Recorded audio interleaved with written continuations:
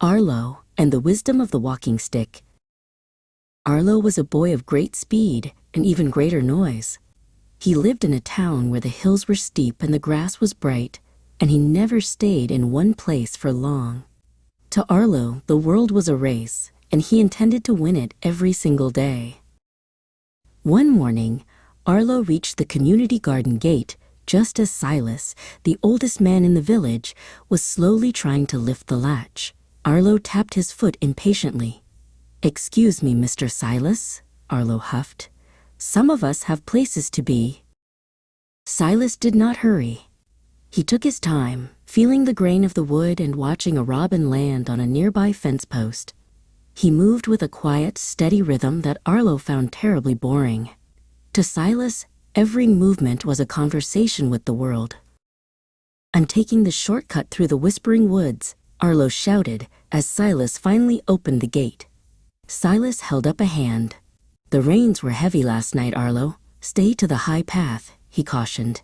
But Arlo was already halfway down the trail. Arlo zoomed down the low path, ignoring the warning.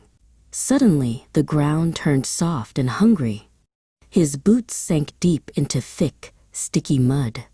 He pulled and he tugged, but the more he struggled, the deeper he went. He was stuck. Just as Arlo began to feel a tear prickle his eye, he saw a familiar figure. Silas was walking toward him. Silas didn't rush, but he didn't stop either. He moved with purpose. When he reached the edge of the mud, he extended his sturdy walking stick. Silas pulled with surprising strength, guiding Arlo to the safety of the grass. Once Arlo was out, Silas didn't scold him. Instead, he pointed to the moss on the trees and the way the birds avoided the hollows. "The woods speak if you show them the respect of listening," Silas said. Arlo looked at his muddy boots and then at Silas's calm, wrinkled face. He realized that Silas wasn't slow because he was weak. He was slow because he was wise enough to see what Arlo had missed. "I'm sorry I was rude," Arlo whispered.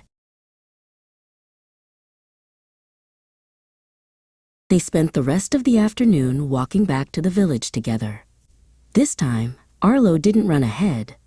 He matched his steps to the tap, tap, tap of Silas's walking stick. He noticed the smell of the damp earth and the silver lining of the clouds.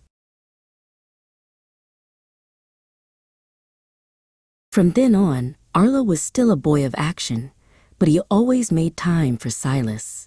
He learned that being a hero isn't just about being the fastest. It's about knowing when to stop, listen, and honor the wisdom of those who walked the path long before you.